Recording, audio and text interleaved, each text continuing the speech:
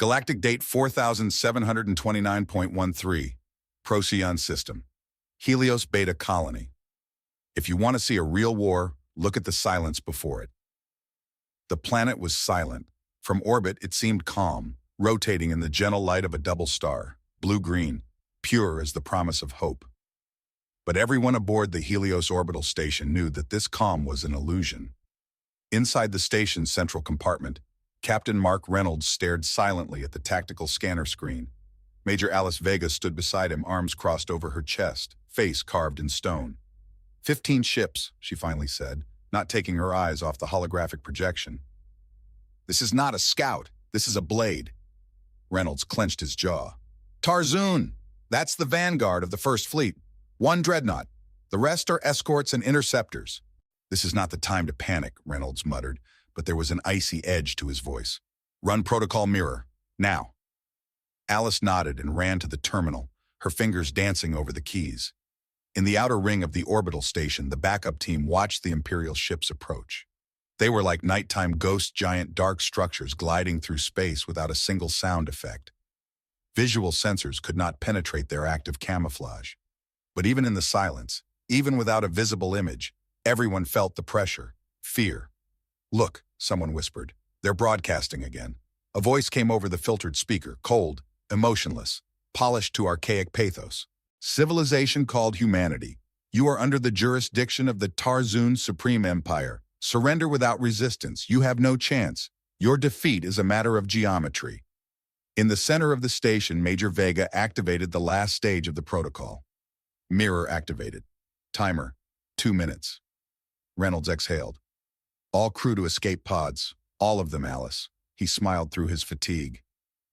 Someone has to have the last word. The escape pods emerged from the station's chutes like silver insects and dove into Helios Beta's atmosphere. Imperial sensors saw it, but as expected, they ignored it. They saw weakness. They saw an escape, and so they ignored the main thing. Gravity compensators opened at the heart of the station. The explosion caused by the shift of matter was not bright. It did not burn. It destroyed. The vacuum dragged the debris in the direction of the Imperial ships, and within seconds the orbit became a trap, a chaotic cloud of metal, radio noise, energy blind spots. They don't even know where to shoot, Vega whispered in her pod, trembling. One of the younger operators stared at the hologram. The Tarzan dreadnought, wait, what's it doing? On the projection, the Imperial flagship suddenly changed its vector. It seemed to be trying to break out of orbit. It won't work, Vega whispered. It's already trapped. And then there was an explosion, not from the outside, from within. The Imperial dreadnought, a ship the size of a city, the pride of the fleet, shattered into millions of pieces. No one attacked it directly. No one fired at it. It destroyed itself, trying to break the orbit that humans had made deadly. Far to the rear, in the main command center of the Tarzoon fleet, the keeper of the military archives received the first data. What happened? Asked the Supreme Architect of Strategy. The archivist silently presented a hologram. It showed the last milliseconds of the dreadnought. Navigation systems overloaded. Loss of control over gravity engines. Collapse. Was it a trap? The architect raised an eyebrow. They don't have the technology for that kind of precision.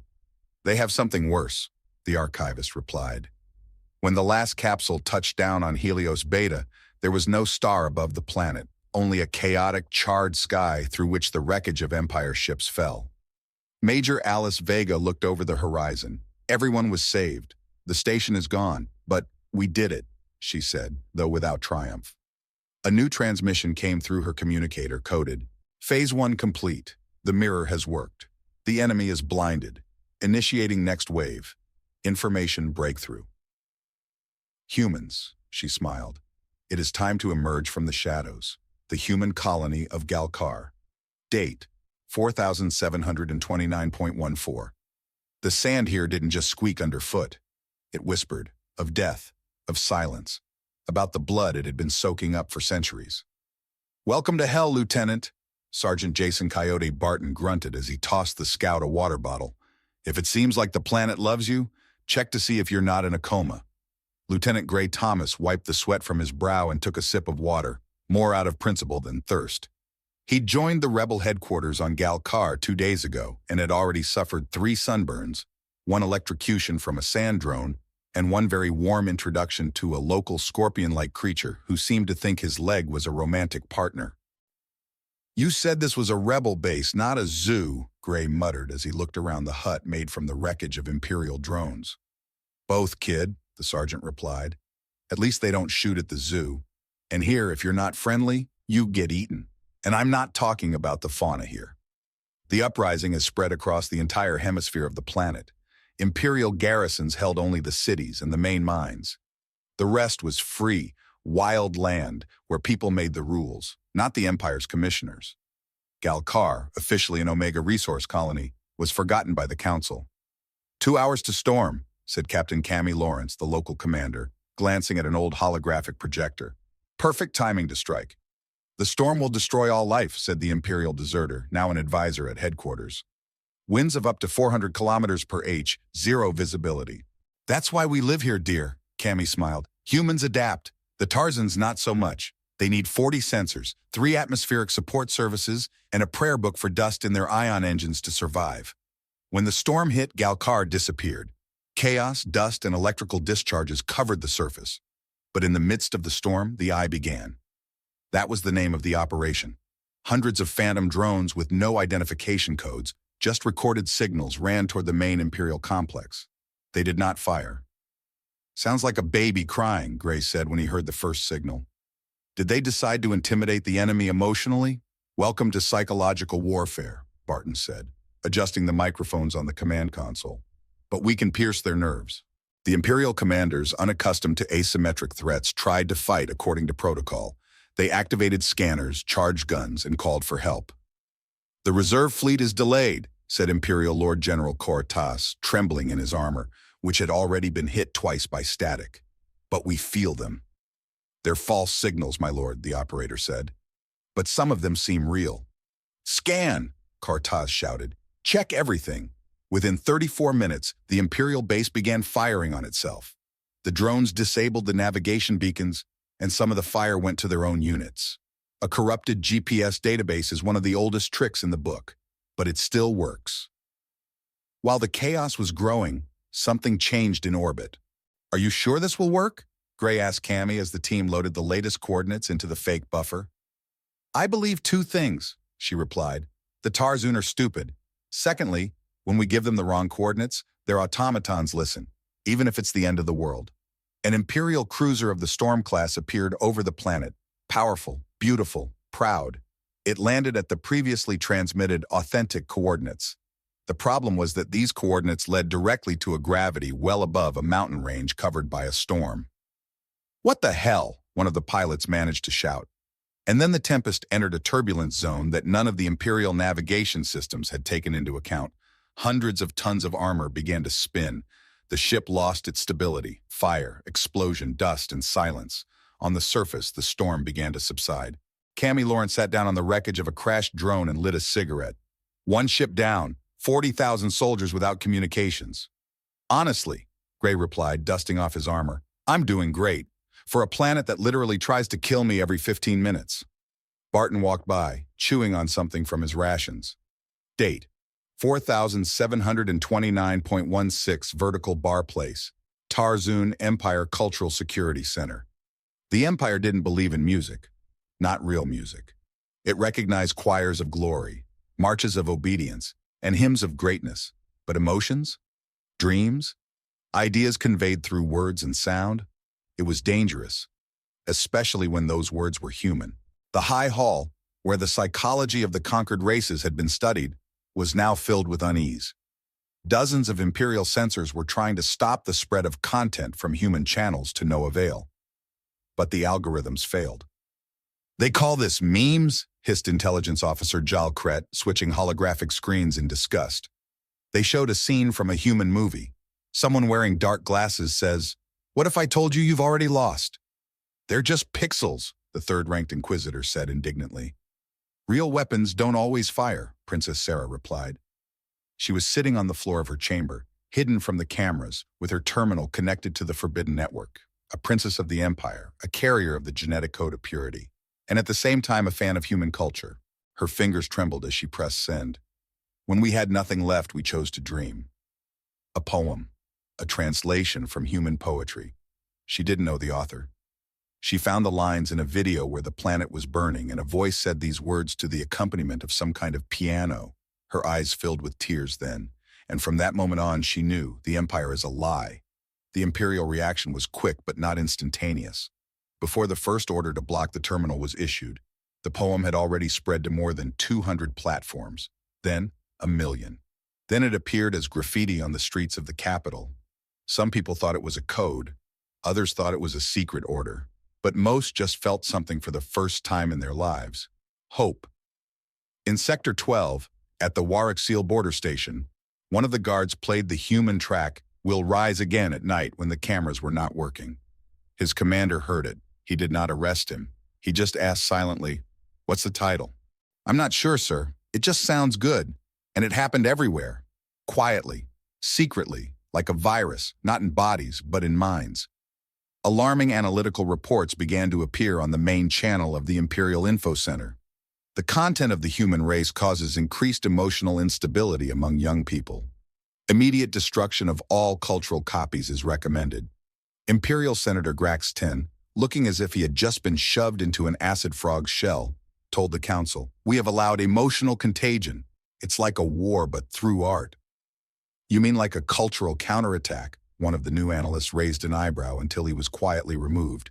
But things went further when Contact 9, an entertainment station that broadcast Imperial training operas, accidentally picked up a human show, Firefly Requiem. And there was a scene, a soldier in the shadows, blood on his face, and the words, "We are not fighting for victory. We are fighting because the truth cannot be stopped by a shot." Billions of views overnight. The next day, Imperial soldiers in one of the garrisons painted these words on the wall.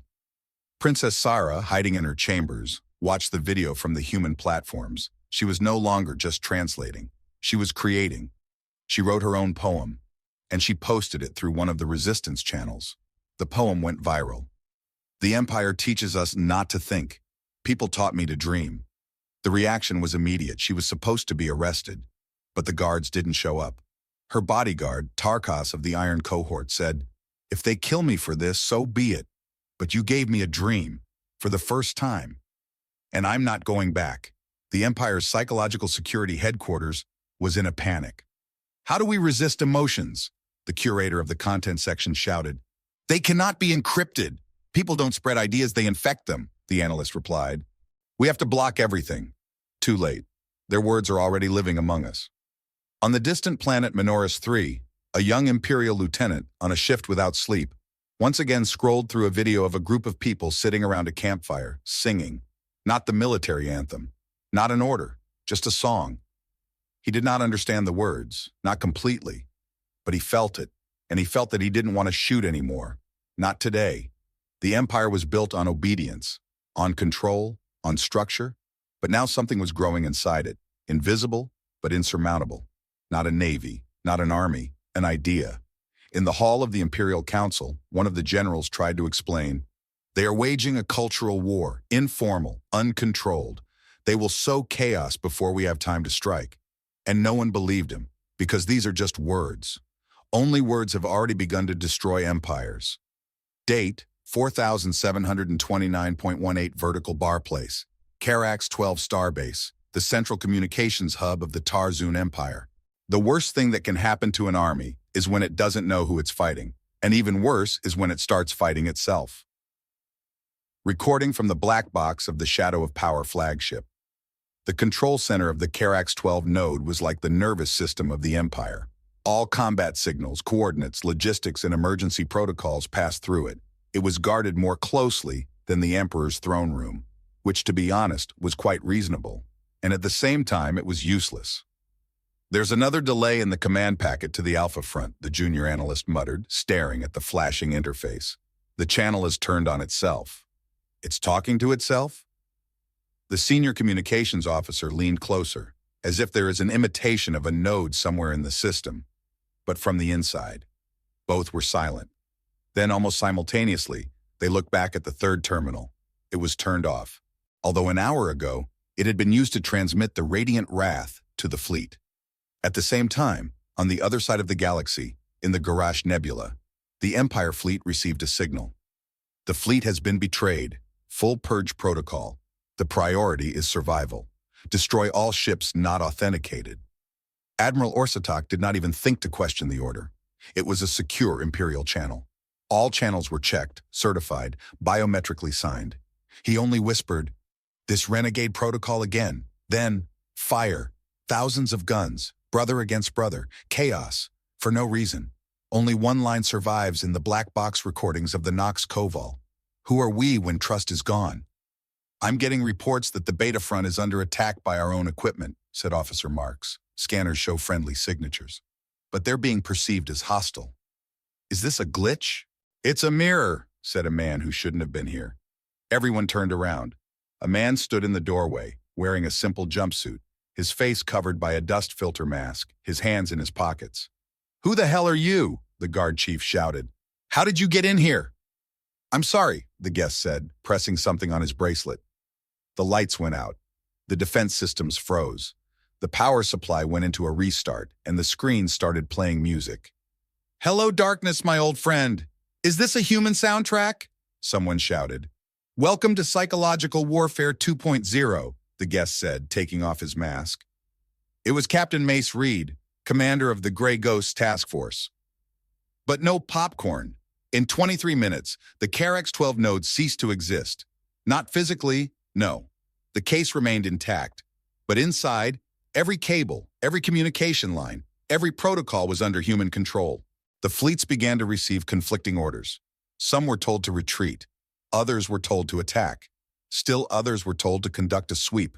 And no one knew that all these orders were the work of 5 people in a room with a portable server. "You think this will destroy only the army?" Mace smiled. "You haven't seen what we've put on the Council's internal channel. A scene from the Empire's parliament. Dozens of representatives panicking. A message on the screen. The Council has been dissolved. New provisional government. The technocratic coalition of the galaxy. The main directive is to surrender all resistance forces. Signed by humanity." "It's a fake," some shouted. "It's a coup," others shouted. "Is it possible?" someone from the opposition wing whispered. A fight broke out. The first in the history of the Rada. One senator threw another delegation off the gravity balcony. All naval protocols were destroyed. The Imperial generals tried to synchronize the systems, but received different instructions each time. "This is artificial chaos," Admiral Corrin whispered. "They separated us without firing a shot. Then the last transmission came on. A voice recording. Calm, even human. We did not attack. We simply disabled your control. You have always been your own worst enemy. We merely showed you a mirror." The Imperial fleet in the Aran system was completely destroyed. Date: 4729.21 vertical bar place. Ziora Prime, capital of the Tarzoon Empire. "We did not fight for the ruins. We fought to prevent them from ever being a throne again." Captain Dakota Vale, a billion voices. The Empire has prepared. The streets of the capital were surrounded by armored vehicles, the sky was covered with shields, and even the air smelled of fear. The Supreme Strategist Tarvex personally supervised the defense. "The humans will not be able to breach the defense," he said. "We will intercept them on the way in." There are 47 combat stations in orbit. On the ground, 600,000 soldiers. In the center of the capital is the harmonic shield, synchronized with the vibrations of the planetary core itself. Theoretically unbreakable, but people did not intend to break it. "Channels open," Captain Maya Vale reported aboard the TNS Thunderchild. "Operation Billion Voices is active. Launch in 5-4. Holy shit," the navigator whispered. "We're really going to do this." "We're not just going to do it," Vale smiled. First, the Imperial radars picked up the music. Not missiles, not plasma. Music, but loud, lively, synchronized with the pulse of the capital itself. "Is that human singing?" the operator of the tactical console managed to shout out when thousands of capsules spun out of orbit. They were not armed, only acoustic resonators that began to work together with the towers on the surface. The harmonic shield protected them from energy, from shells, but not from music, because its main algorithm is synchronization with the resonance of the planet, and this is what human engineers intercepted. The shield shuddered, then it cracked, and suddenly, for 0.6 seconds, it turned off. That was enough. Landing modules flew into the center of the capital. They looked primitive. but disguised as wrecks of old ships that the filter system ignored. Hundreds of people jumped out of them, not soldiers, but special forces, dancing between the buildings like predators in the rhythm of a beat. "Fire!" the defense commander shouted. But the guidance systems were malfunctioning. There was too much noise around, literally too much noise. A group of Phantom 9s landed in a park near the Imperial University. Their commander, Lieutenant Jess Grimm, looked around. "Who ordered the fireworks?" And, psh, launching the inversion modules, mirroring the enemy scanners. The entire area became optically invisible. The Empire's orientation systems went crazy. The drones began shooting at each other. "Target throne tower is clear," Grimm said. "And as a gift, look up." Clouds opened up over the capital. People activated weather weapons. Artificial lightning struck the transmitters, disabling communications. And in the dungeons of the capital, there was another front. Where the Empire hid the gravity gun, people rebelled from within. There were 73 of them, former slaves, no equipment, no chance. But they had one thing, a plan. Prostheses assembled from junk, stolen detonators, even old kitchen knives. Everything was used. When the main generator of the tower exploded, artificial gravity disappeared throughout the capital. And then the magic began. On the battlefield, the Tarzun soldiers began to lift off the ground. Those who didn't have an anchor point were taking off. Panic, disorientation. And the humans? They'd been training in zero gravity on Earth since they were children. "Time to take off," said Val, turning on the gravity platform. And they took off. In the air, the battle was a ballet of death. Human soldiers used the Imperial bodies as springboards. They flew in cloaks with stabilizers. They shot at enemies, hovering in space like ghosts. This is a circus," one Empire officer shouted before being blown through a stained glass window. "No," Vale replied, hovering in front of him with a grenade in her hand. "This is an opera." Meanwhile, in the Citadel itself, where the Empire's last foothold still held, there was a sound, not shots, not a scream, a song, a simple one, a woman's voice, alive, and with it, a million voices. The Citadel shuddered. The metal floors shook in unison. The harmonic shield reoriented itself. The Imperial structures could not withstand their own code, and the Emperor's throne exploded not from explosives. "We have lost the capital," the advisor whispered. "No," replied the Imperial Princess Sarah, standing on the balcony of the ruins. "We have lost ourselves, and the people reminded us of who we could have been." And somewhere in the silence, Captain Vale gave her last command. "Shut down everything. Let them decide whether to build again. Date, 4729.23 vertical bar location, Earth orbit, Alpha Omega sector. This should have been their victory, but we're not the ones who play by the rules." General Ollie Ford, commander of Operations Silence. The Tarzan fleet was closing in. More than 900 warships, including 3 Promise-class dreadnoughts, capable of wiping the planet off the face of the star map. Admiral Rax 10, commander of the Imperial Operation Purge, sat in the command center of the Empire's flagship, the Scalpel, looking at a 3D model of the solar system. "Humanity has retreated," he said hoarsely. "And now it's time to put a final stop to it. We are expecting their last stand," said the captain of the tactical unit. "According to the analysis, they won't be able to last 10 minutes. "They never will," sneered Rax 10, "because we did not come to fight. We came to destroy." But the problem was different. The humans were not preparing for battle. They were preparing an arena. In the Earth's command center, General Ollie Ford stood in front of a projection of the Imperial fleet. "How much longer?" he asked, calm as a rock. 41 minutes until we enter combat range," replied Captain Angela Weir. "The enemy is coming in 3 echelons. The top layer is fire platforms. The middle layer is heavy dreadnoughts. The bottom, assault cruisers. Everything is in accordance with the Blade of Heaven doctrine." Ford nodded. "Good. Initiate silence maneuver. Confirm activation? Confirm." And at that very moment, all human ships disappeared from sensors, not because of cloaking, but because of the gravity synchronizer, which rebuilt the wave structure of their reactors, absorbing echoes in space. "What happened?" The Imperial operator was alarmed. "They disappeared! Impossible! The entire system is open," Rax 10 growled. "Check again." "They are not in the field, my lord." The answer was anxious. "But we are entering a radius of gravitational activity that has increased dramatically around the planet." Rax 10 glanced at the screen and saw nothing, only space, and suddenly everything changed. As if on cue, structures began to emerge from the darkness of space, not ships. "They've set up gravity harpoons," the tactician shouted. "In zones 7, 11, and 13. "Harpoons activated," Ford said calmly. Space shrank around the Imperial fleet. Gravity chains, powerful fields that twisted the ship's inertia, blocked movement in the selected zones. "We can't maneuver," the pilot of the Hisser escort shouted. "Stabilization vector is not responding." "Break the field," Raxatan shouted. But just then, electromagnetic mines disguised as asteroid debris were activated. "And now the first strike," Ford said. The human ships opened fire, not at the main targets, but at the gravity compensator control units. The Imperial vessels began to stall in space. The Wrath of the Throne dreadnought has been turned 76 degrees right into its ally. "They're pushing us into each other," someone shouted. "They're not firing at the hulls," the captain of the Eternity's pogrom said in surprise. "They're throwing us off balance." "Because we are our own weapons," someone whispered, and it was too late. And that's when the Ghost Fleet came into play. 40 crewless kamikaze boats programmed for asymmetrical maneuvers. They passed through the defense lines using gravitational waves as highways. Each one carried a charge of kinetic-focused explosives that only worked on impact. "Damage to the scalpel," the onboard AI shouted. "How? From where?" "From inside, sir," came the reply.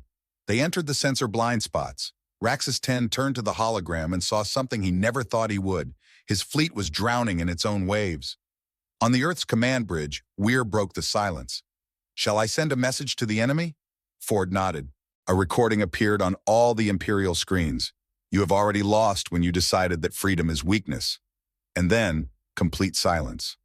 The Imperial fleet was not destroyed. It was broken. The ships collided, shields overheated, communication systems were jammed.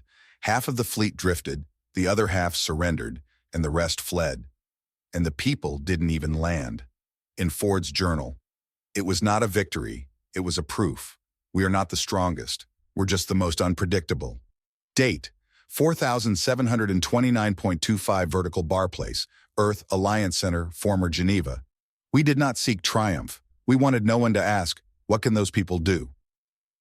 Ambassador Elena Mendoza. The galaxy has fallen silent. The Tarzun Empire has officially abolished itself under Clause 9.4, inability to maintain structural integrity. Their last transmission sounded something like this: "Our defeat is not quite ours well. It's complicated. Good luck." Today, in a transparent hall on Earth, the people, the liberated races, a few shocked Imperial nobles, and Salvek gathered. The last supreme strategist of the Empire. Tall, wrinkled, with tentacles that no longer held their shape, and a bit depressed. He looked at the Earth through the glass. "This planet survived," Ford helped him, pouring coffee. "You're giving me poison? It's espresso, but it looks like poison. It looks like poison, but we drink it voluntarily." Salwek took a sip. "It looks more like a weapon." "You see?" Elena Mendoza interjected, smiling. "You've been studying us for hundreds of years, but you didn't understand the main thing. We don't die, we adapt. And then we invite you to coffee." There was a document on the table in front of them. It was a simple document. The Charter of the United Free Worlds, signatories, humanity, 113 liberated races, and unexpectedly 1 imperial race. Salvek sighed. "You did not destroy us. You made us destroy ourselves, then gave us a blanket and said, 'Lie down, think.' Classic therapy," Ford replied. "We even considered hug and sing, but with your jaws it's difficult." Ambassador Slane of the Zai-T race came in. He was wearing a shell and a colorful t-shirt with the inscription, "I survived Earth and all I got was this shirt." "People," he said solemnly. This was savagery. It was madness. Explosions, traps, music, giraffes, storms, memes. I'm impressed." "We haven't shown you Australia yet," Mendoza winked. Salvek tried to smile. It was strange, but sincere. "We have destroyed billions," he said quietly, "but we have not been able to break you. That's why you are the future." "Thank you," Mendoza nodded. "It will be on every t-shirt starting tomorrow." A little further, in the corner, Princess Sarah was talking to a child from the Free Tribe of Urash. "Is it true that people voluntarily watch cartoons with talking animals when they are children?" "Not only when they are children," Sarah answered. "Some never grow up." A holographic display appeared on the stage. Ford took the microphone. So, what's next? Silence. We won, yes, but this is not the end. We won't be an empire, Mendoza interjected. But if someone decides to re-establish the galactic order, we'll be wild apes with guns again, Ford said. But this time with gravity guns and a tank named Carl. Salvec had the last word. I don't know what the future looks like, but I know who should build it. He looked up at the glass. You humans are not the strongest. You're not the smartest. But you are the most dangerous because you do not give up. He nodded. And I'm glad to be here when the galaxy realizes that. When the room was empty, Ford and Mendoza were alone. Do we have a plan? She asked. No, but we have coffee. But we have coffee. Then we have a good chance. They smiled. Somewhere down on the ground, children were running between the statues of the new era. One boy carried a flag made from an old army jacket. It read, "Welcome to Earth. Try not to start a war next time."